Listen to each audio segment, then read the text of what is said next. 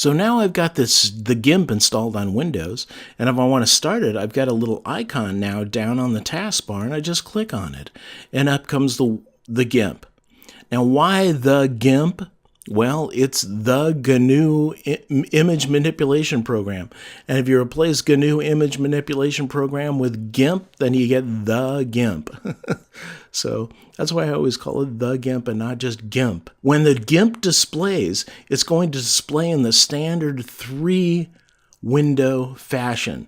And what that means is that the toolbox is going to be on the left, and that's where all your tools are. Down at the bottom are the tools options. These are anchored actually in an anchor window down here.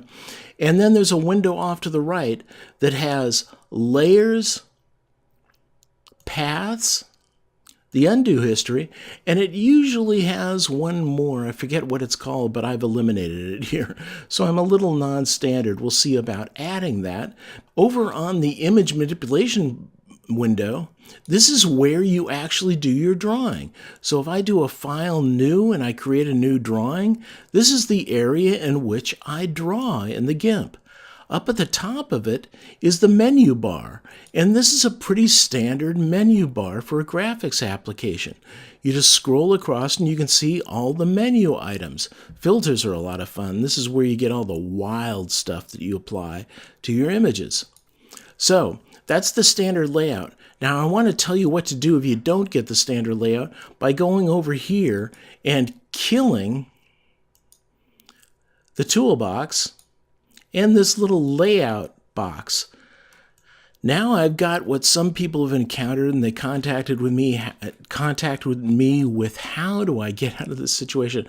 Now notice if I kill this one, okay, it's going to say discard, but if I kill this window, it's gone. So you want the image manipulation window, and now the next time that I bring up the GIMP, it's going to be sans, meaning without, the toolbox or the toolkit, and that other window that had layers and so on. So I'm going to show you how to get those back. The first thing you do is you go to Windows, and we come down to New Toolbox. I want a new toolbox. Now, I usually have my toolbox be about 6 tools wide. So there you go. And you notice it has this little dockable area down at the bottom. Well, what we're going to do is we're going to say Dockable Dialogs under Windows, and Tool Options is the one. Now notice it has a little window, so I can move it around, and the tool options are in it.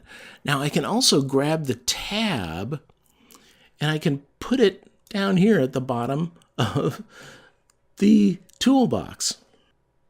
Now I had to pull a little trick on you and actually cut my recording there, because while Camtasia is running, I apparently can't dock Windows. But anyway, so we've got that one docked down here at the bottom. So now I've got the tool options on the bottom of the toolbox, and this is the standard look.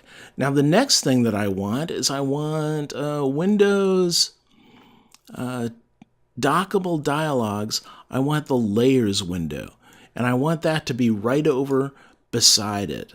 And then what I'm going to do is I'm going to go Windows Dockable Dialogs. The other one that's really good, Paths, is all right, but we're not going to learn a lot about that. So let's do the undo history. And once again, if I try to drag the undo history up here, it doesn't dock. So that's the thing I had to do to cut, and I'm getting tired of cutting my lectures, so we'll just have the undo history sitting here by the side. It'll be fixed by the time we return to the next lecture, and I'll see you there.